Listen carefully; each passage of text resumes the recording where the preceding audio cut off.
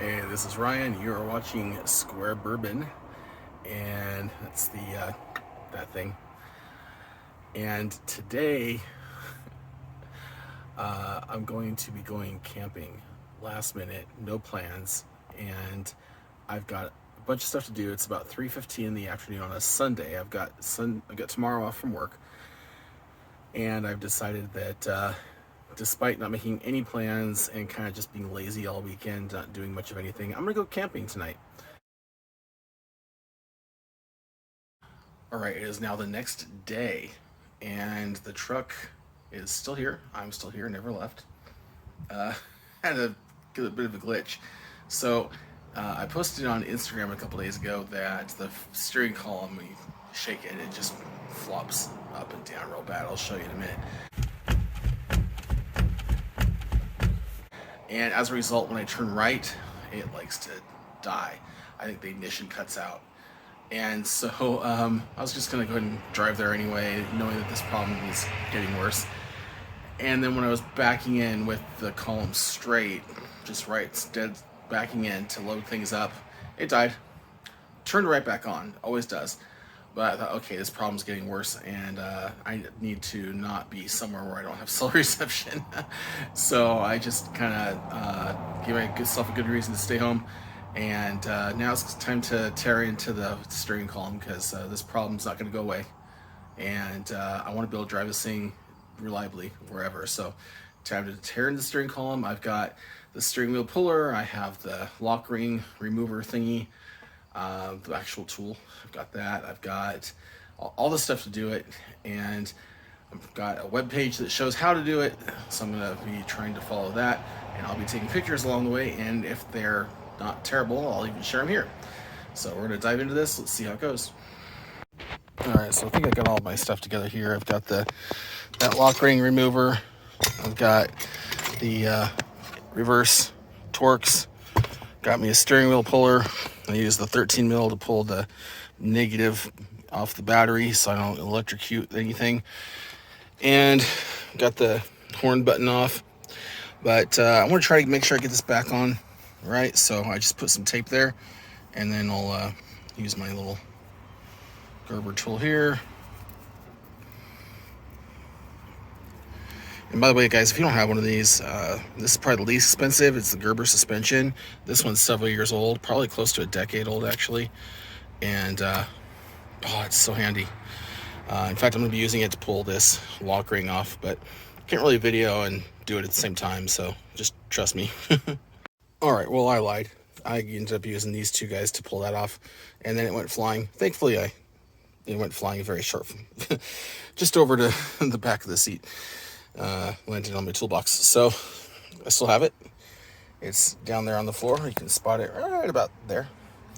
And of course I gotta go grab the Torx bits here to take those out, and we'll have this steering wheel off in a jiff. Alright, fellas, I'm at the point where I gotta remove this lock ring back here, and this plate is spring loaded right here. So what you gotta do is push this plate down pretty heavily, spring loaded, and then take out that lock ring that's right there. Now, this tool costs like $8.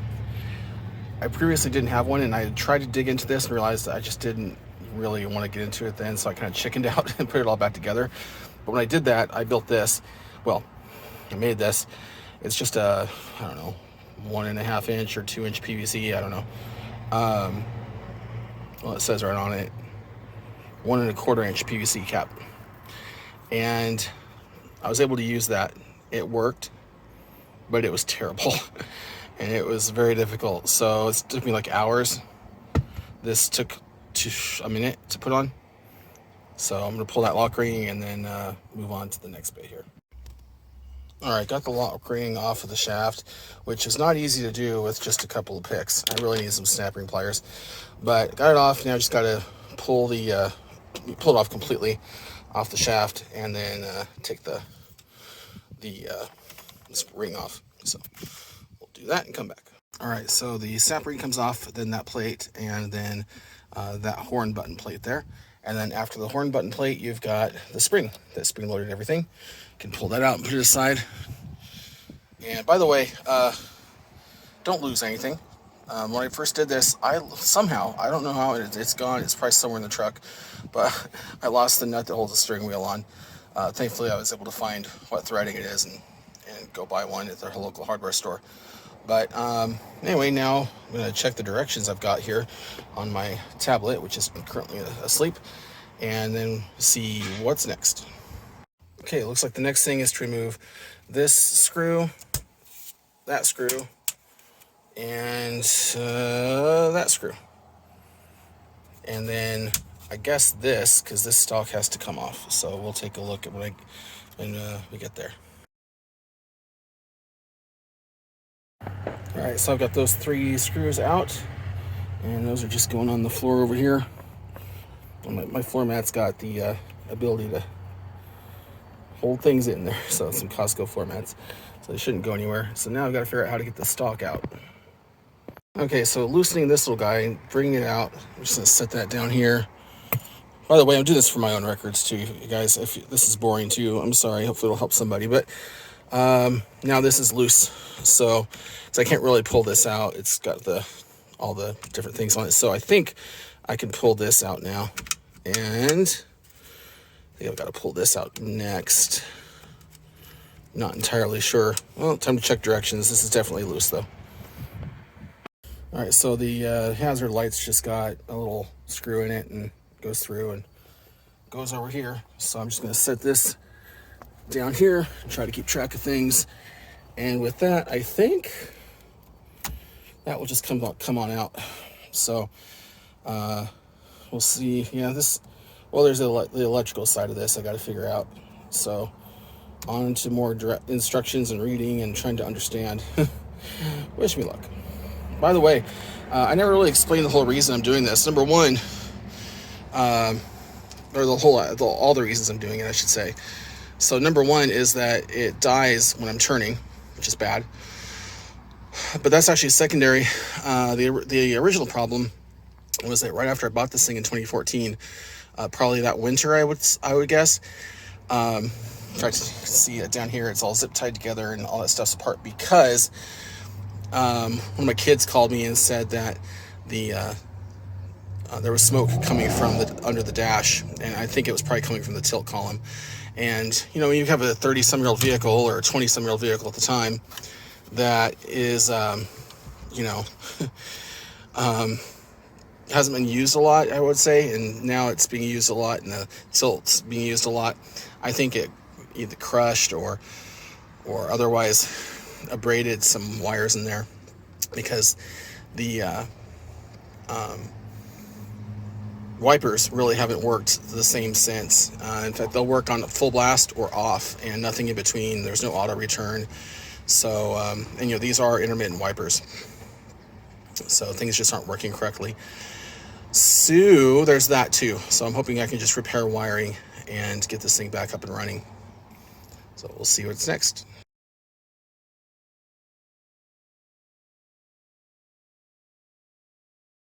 All right, things are getting complicated.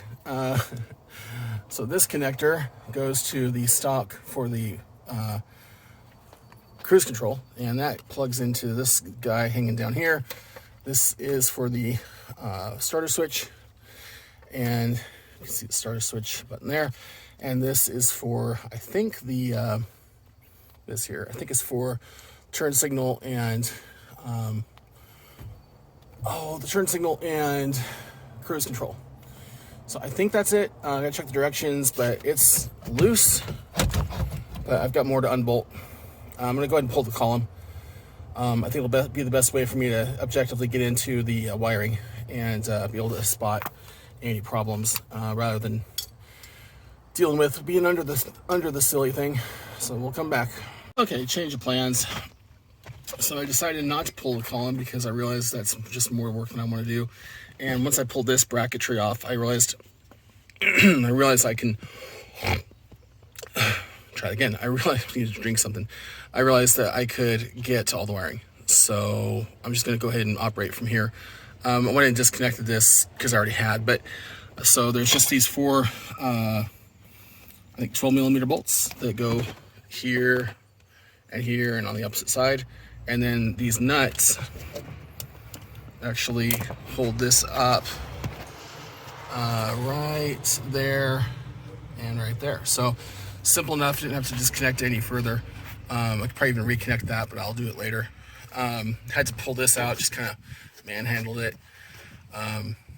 Would prefer to have not had to pull that, but it's easy enough, I guess. I can also see a lot of bodgy wiring from the previous owner. This was a 1-owner or 2-owner vehicle. The first owner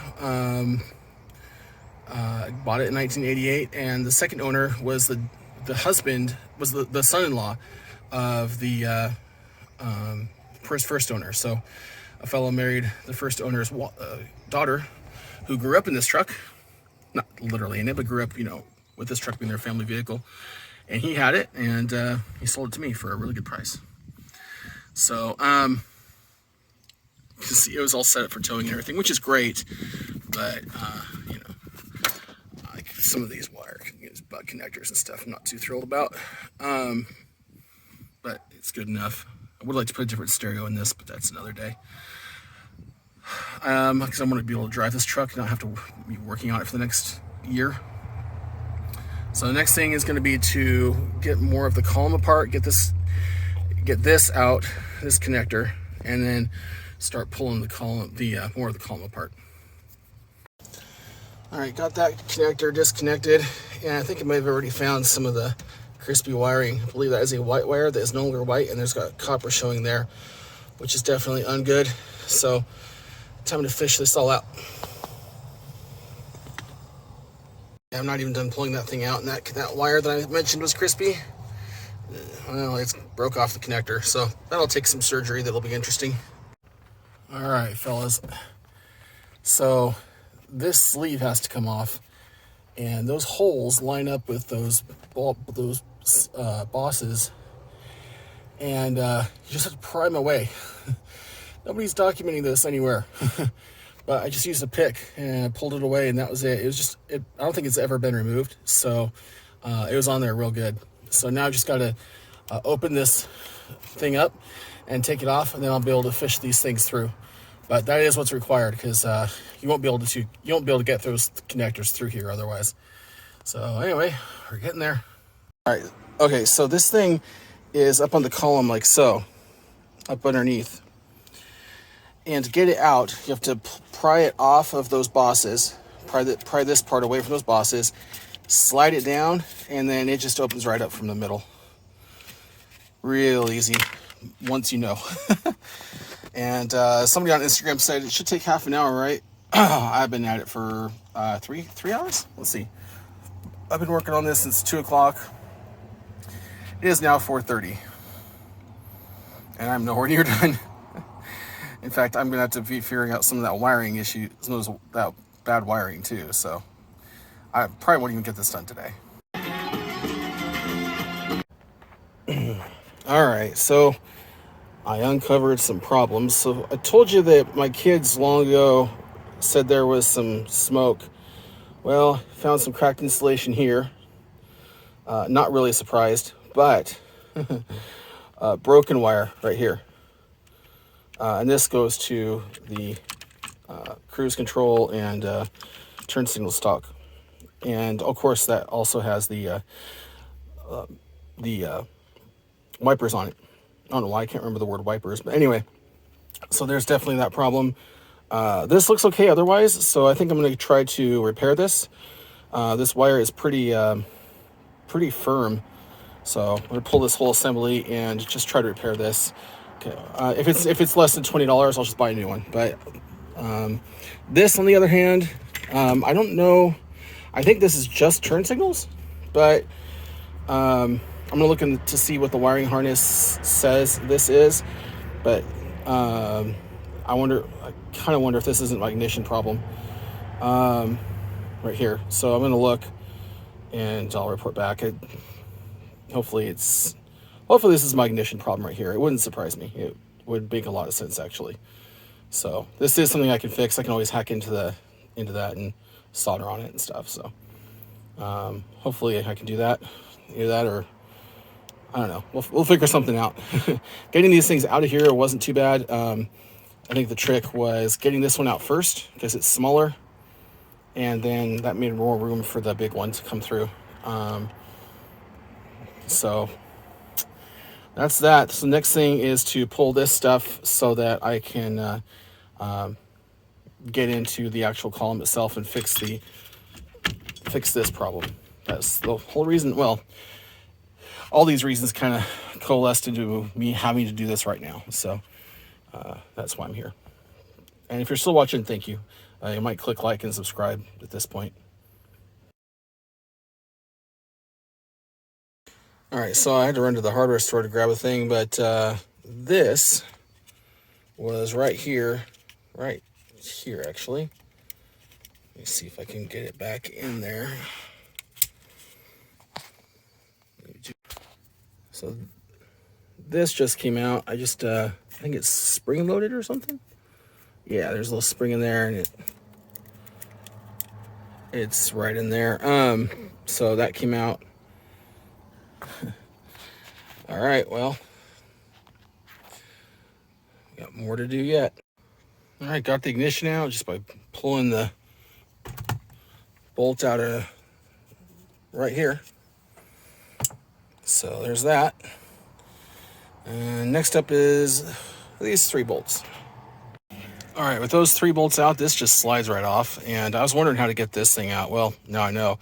That pin, the manual I'm looking at, or the website I'm looking at, says to drive that pin through. It doesn't say that you got to drive it all the way through. So I tried to drive it basically into this piece here. So that's that. This part's gonna have to. Oh yeah, there's some crispy wiring right there. Ooh boy. Yeah, that might need replacement. We'll see. I'll have to test it with a meter and see if it actually actuates. Because if not, well then there's that, and that's looking pretty darn crispy. Oh boy. Yep. I think I'm just gonna be replacing that. Hopefully they're not expensive.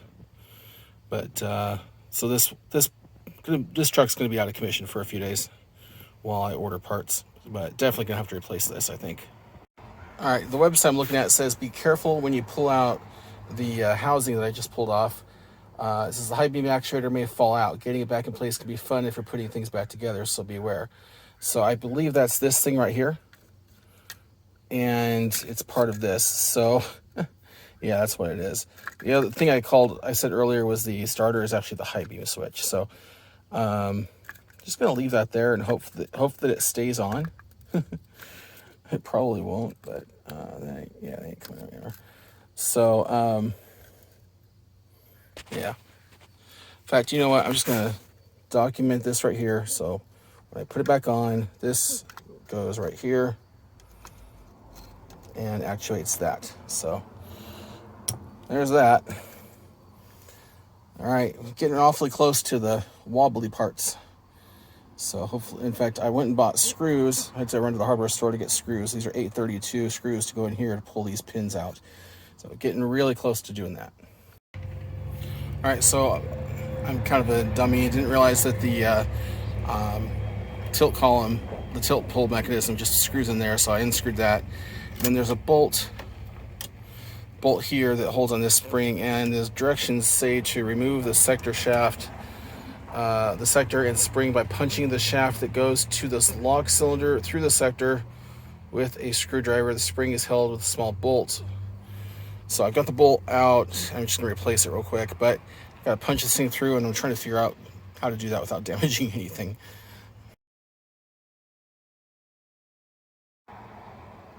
Well, after consulting the YouTubes, and there's a channel called Square Body Stuff, and he's got a teardown video that, along with the documentation I have from, I'll link both these below. But I decided to see what he did to solve that problem. He just left it in there. The whole thing just came out. So the next thing is I got to pull these. These are the pins that hold this all together, and we got to thread this back in. Let's see, that's somewhere down here. Grab that, because I'm going to need that. So what I'm going to do, according to Square Body Stuff, what worked for him in his video was to screw in some 832 bolts here, and then vice grip plus hammers. So that's what we're going to be doing here. I'm not going to show it, but I'm going to vice grip this sucker and put a vice grip on the end of it, and then bump it with a hammer. Hopefully these will come right out. All right, well, the first one's out, and that took about, I don't know, 10 whacks. I just kept it gentle and tried not to beat on it too hard. So that came out just fine. The official GM tool is actually a slide hammer, so that screws in. So I figure this is a pretty good approximation to that. I'll try now to get to the other side. Hopefully it's just as easy. So yeah, that happened. I got the other side out okay, but while I was fiddling with this one, the screw broke off. And I was going to drill it out, but my drill is dead. I didn't charge it. I have an extension cord and I have one I can pull out here. But good Lord. So yeah, that's the current state of affairs. That was like the last big thing before I was able to just tighten those bolts up that I came in here to do.